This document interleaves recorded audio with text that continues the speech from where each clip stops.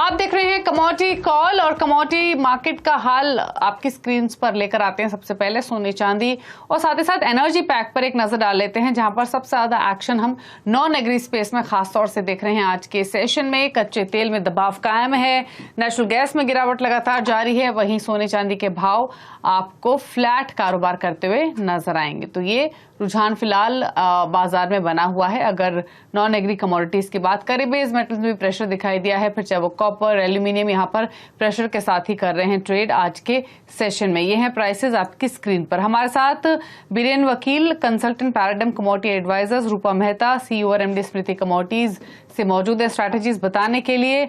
इसके अलावा हमारे साथ bsplindia.com के सीईओ विजय भंबानी हैं, जिनसे चर्चा करेंगे हम एनर्जी पैक पर, और साथ ही लाला जुगल किशोर ज्वेलर की डायरेक्टर तान्या रस्तोगी भी बनी हुई है। आप सभी का स्वागत है इस शो में। सबसे पहले स्ट्रैटेजीज के साथ शुरुआत कर लेते हैं और उसके बाद चर्चा को आगे बढ़ाएंगे। बीरेन, बताइए पहले तो इस वक्त की टॉपिक्स आपकी क्या हैं?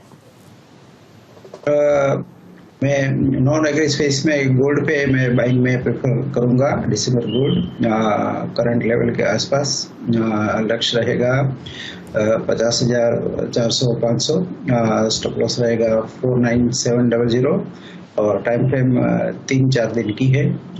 और एग्री स्पेस पे मैं जीरा नवंबर बाई करना चाहता हूँ 23,200 के आसपास। यहाँ लक्ष्य रहेगा 23,800-900, स्टॉप लॉस रहेगा 22,900। ओके, तो जीरे में खरीदारी का ट्रेड है, साथ ही एक खरीदारी का ट्रेड आपको गोल्ड में रेकमेंड किया है। रूपा, गुड इवनिंग, आपकी पिक्स क्या हैं? देखिए, मुझे लगता है कि मसालों के अंदर अभी फेस्टिवल सीजन के दौरान डिमांड बढ़ सकती है, तो ऐसे में हल्दी काफी अच्छी रहेगी। तो मुझे हल्दी में लग रहा है कि बाइंग पोजीशन लेना चाहिए नवंबर वायदा में। तो मुझे लगता है कि 7420 के आसपास हल्दी के नवंबर वायदा में बाइंग करके चला जा सकता है। और अगर थोड़ा सा मीडियम टर्म आउटलुक रखेंगे तो मुझे एक्सपेक्टेड है कि 7800 तक का स्तर इसमें देखने को मिल सकता है। सेकेंडली, कॉटन भी अच्छा लग रहा है। यहाँ से कॉटन में हल्की फुल्की गिरावट जरूर देखने को मिली थी, लेकिन अगेन बाइंग आती हुई दिखाई दे रही है। तो एमसीएक्स पर कॉटन के अंदर भी नेक्स्ट वायदा के अंदर बाई करके चला जा सकता है। नवंबर वायदा में एक्सपेक्टेड है कि भाव एक बार 31,000 के पार जाता हुआ दिखाई दे सकता है।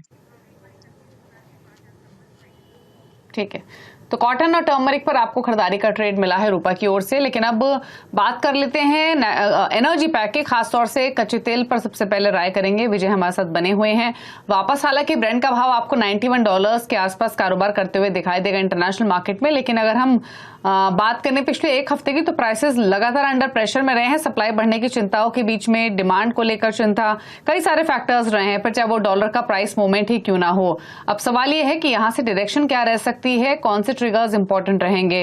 विजय जी नमस्कार, स्वागत है आपको। तो पहले तो आप बताइए कैसे रीड करते हैं मौजूदा सिनेरियो को। कच्चे तेल की अगर हम बात करें, क्या ट्रिगर्स यहाँ से आगे जाते हुए सबसे ज्यादा इंपॉर्टेंट रहेंगे?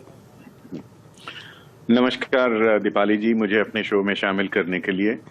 और जैसा कि मैंने आपको पिछले शो में कहा था कि कच्चे तेल में कोई शॉर्टेज, कोई किल्लत नहीं है।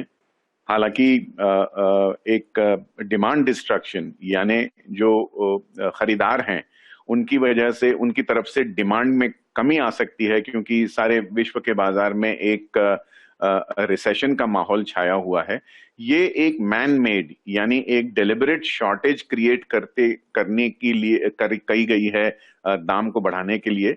जैसा कि हमने पहले डिस्कस किया था, ओपेक 1 मिलियन बैरल प्रतिदिन की कटौती करने वाला था अपने उत्पादन में, लेकिन 2 मिलियन बैरल की कटौती की।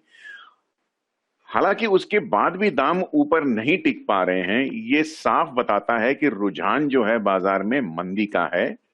और यहां से कच्चे तेल एमसीएक्स में अगर एक उछाल भी देते हैं तो शायद 150 या 200 रुपए की उछाल आपको देखने को मिल जाए। 7,100, 7,150 के आसपास का रेट आपको एक रिलीफ रैली में मिल जाए। पिछले सप्ताह का जो एक उच्चतम स्तर था 7,500 के आसपास का, मुझे नहीं लगता है कि इस सप्ताह के बचे हुए दिनों में आप 7,500 का रेट देख पाएंगे। ये जरूर है कि 6,600 का जो लक्ष्य मैंने अपने आपके साथ पिछले शो में कहा था, वो अभी तक कायम है। मुझे लगता है आने वाले 3-4 दिनों में वो लेवल जो है 6,600 का आने की संभावना अच्छी खासी है। और ऊपरी ओर बढ़त के दौरान मैं कच्चे तेल में सेल ऑन रैलीज का एक नजरिया रखता हूं और अपने दर्शकों से भी यही नजरिया रखने को कहूंगा। ओके, तो $90 के आसपास ही फिलहाल प्राइसेस घूमते हुए दिख रहे हैं, लेकिन ट्रिगर्स की बात विजय जी ने की जो कि बहुत इंपॉर्टेंट है। तो एक चीज और विजय जी, अब अगर हम नियर टर्म रेंज की बात करें, लेवल्स की बात करें, तो कौन से इंपॉर्टेंट रहेंगे आपके हिसाब से, या फिर क्या रेंज आप देखते हैं?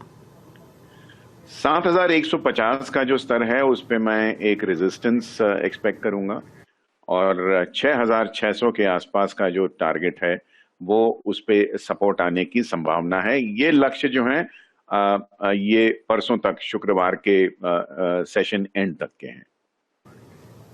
Okay okay.